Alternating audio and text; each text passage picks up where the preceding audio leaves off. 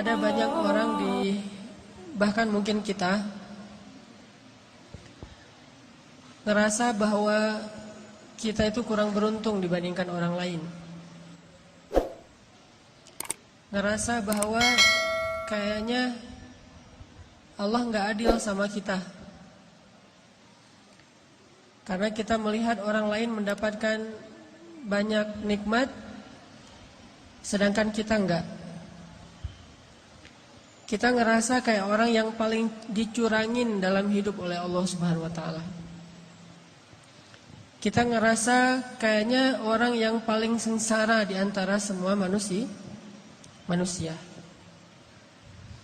Ketika kita membandingkan hidup kita dengan hidup orang lain. Kalau kita pernah ngerasa kayak gitu, gara-gara kita sedang diuji oleh Allah dengan satu masalah, pasti kita berarti belum mengenal Allah Subhanahu wa taala. Ada orang yang diuji mungkin dengan ujian fisik. Dan kadang-kadang itu bukan ujian sebetulnya. Dia aja yang tidak mampu bersyukur atas nikmat fisik yang Allah berikan. Dia ngerasa warna kulitnya adalah ujian. Kayak saya gitu.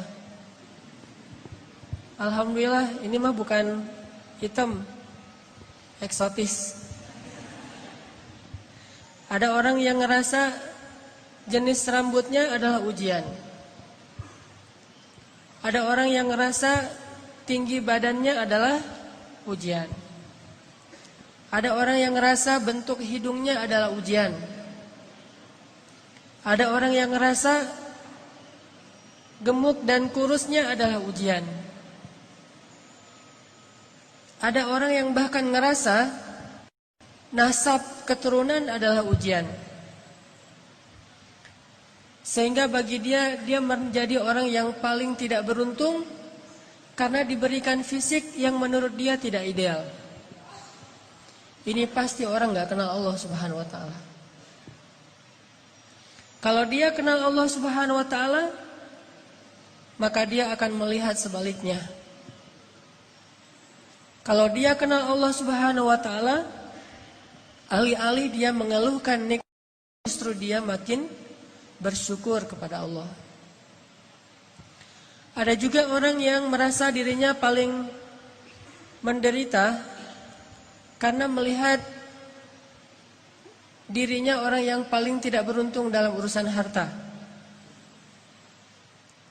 Dia menilai orang lain lebih beruntung karena gajinya lebih besar, karena diberikan nafkah oleh suaminya lebih banyak, karena kendaraannya lebih baik, karena rumahnya lebih luas, karena tempat kerjanya itu lebih bergengsi, karena titel dan gelar-gelarnya itu lebih tinggi, sehingga dia merasa karena hartanya terbatas menjadi orang yang paling sengsara di muka bumi. Ini juga orang yang gak kenal sama Allah. Atau ada juga yang ngerasa dirinya tuh paling menderita karena masih jomblo. Dia cemburu kepada temannya yang nikah. Bahkan dia cemburu kepada temannya yang baru putus. Lo masih mending ngerasain gimana putus. Dah gua jadi juga gak pernah katanya. Jadian juga gak pernah, apalagi putus. Ada banyak banget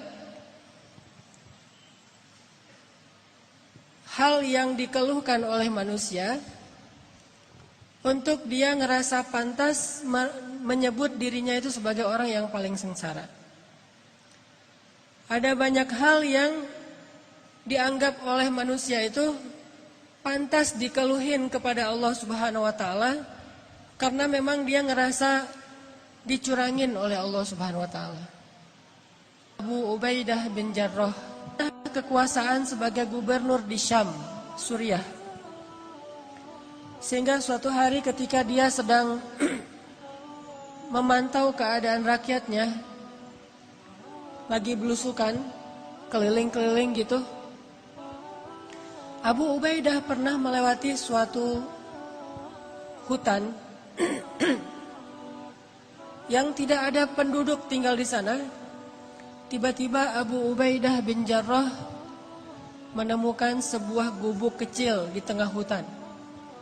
Ini lagi lewat nih bersama pasukannya, kayak lagi ada ekspansi gitu. Tiba-tiba ngelihat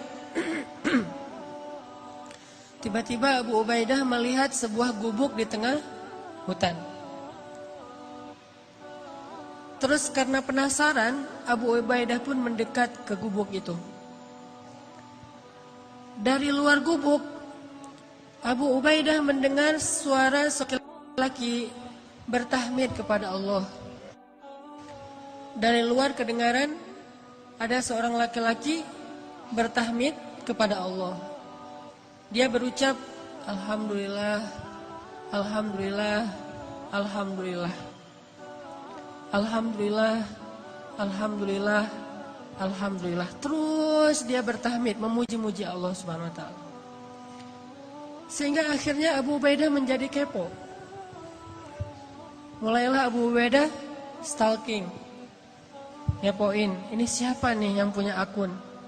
Kok postingannya itu positif terus gitu? Postingannya itu memuji-muji Allah. Allah maha baik, Allah baik banget, Allah luar biasa, Allah keren, Allah apa, terus memuji-muji Allah Subhanahu wa taala. Terus begitu. Sampai akhirnya Abu Ubaidah penasaran, maka Abu Ubaidah pun memberi salam, minta izin supaya dibolehkan masuk ke dalam rumah. Assalamualaikum. Waalaikumsalam. Boleh saya masuk? Adkhul, kata Abu Ubaidah. Silakan, silakan. Akhirnya Abu Ubaidah pun masuk ke dalam rumah itu. Sementara prajurit-prajuritnya menunggu di luar. Ketika Abu Ubaidah masuk ke dalam rumah, Abu Ubaidah merasa heran karena dia melihat di dalam rumah itu hanya ada seorang kakek-kakek yang terbaring di atas tanah, gak punya kasur, bahkan gak punya tikar, gak punya bantal, benar-benar terbaring di atas tanah. Dan rumahnya kosong, tidak ada perabotan apapun. Gak ada tempat tidur, gak ada lemari, gak ada dapur, ya satu ruangan gubuk itu aja. Dan dia melihat seorang kakek-kakek terbaring sedang memuji-muji Allah Subhanahu wa taala. Ketika Abu Ubaidah mendekat kepada kakek ini, ternyata Abu Ubaidah baru ngeh kakek ini adalah seorang tunanetra. Tidak bisa melihat. Lalu dia melihat kaki kakek ini dalam keadaan lumpuh, tidak bergerak. Usianya sudah sangat tua, matanya buta, tubuhnya lumpuh. Yang bergerak dari tubuhnya cuma bibir saja, sambil berucap, Alhamdulillah, Alhamdulillah, Alhamdulillah. Abu Ubaidah pun duduk di sisi kakek ini. Kemudian Abu Ubaidah bertanya, Ya Abdullah, Ya Syekh, Kek, dengan siapa kakek tinggal di sini? Kakek itu menjawab, saya tinggal di sini dengan anak saya. Tadinya saya punya keluarga besar. Saya punya istri, punya beberapa orang anak. Tapi istri saya sudah meninggal, anak-anak saya sudah meninggal, cuma tinggal satu orang. Terus kakek kenapa tidur di sini? Kata kakek itu, saya lumpuh dan saya tidak bisa melihat. Tapi Allah maha baik, kata kakek ini. Abu Ubaidah makin penasaran. Orang miskin, sebatang kara, lumpuh, udah tua, gak bisa ngelihat, gak punya siapa-siapa kecuali anaknya satu-satunya. Abu Ubaidah bertanya, Kek, saya dengar dari tadi kakek itu terus memuji Allah. Dari sejak saya di luar rumah, saya dengar kakek ini terus memuji Allah. Alhamdulillah, Alhamdulillah, Alhamdulillah. Tapi saya perhatikan, sepertinya kakek ini tidak punya kehidupan yang layak. rumahnya gubuk, di dalam rumah nggak ada apa-apa, kakek sakit-sakitan, nggak punya keluarga. Saya penasaran apa yang kakek syukuri kepada Allah sehingga kakek tidak berhenti mengucapkan Alhamdulillah. Perasaan nikmatnya kayak gini-gini aja nih. Terus apa yang kakek syukuri? Kakek ini tersenyum. Kemudian kakek ini mengatakan, wahai Tuhan, ada 2 nikmat yang diberikan Allah kepada saya, dan itu lebih saya cintai daripada dunia dan seisinya. Yang nikmat ini tidak diberikan kecuali kepada orang-orang yang Allah cintai saja.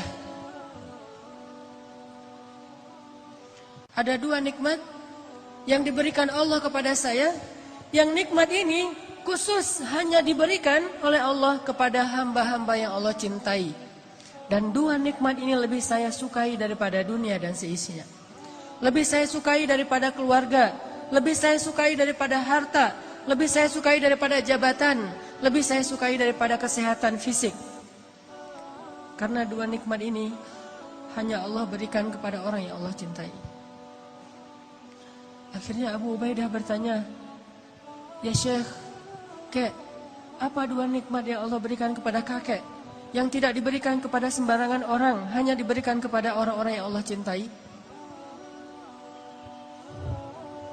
Kakek ini menjawab, 2 nikmat itu adalah qalban syakiran wa lisanan dzakiran.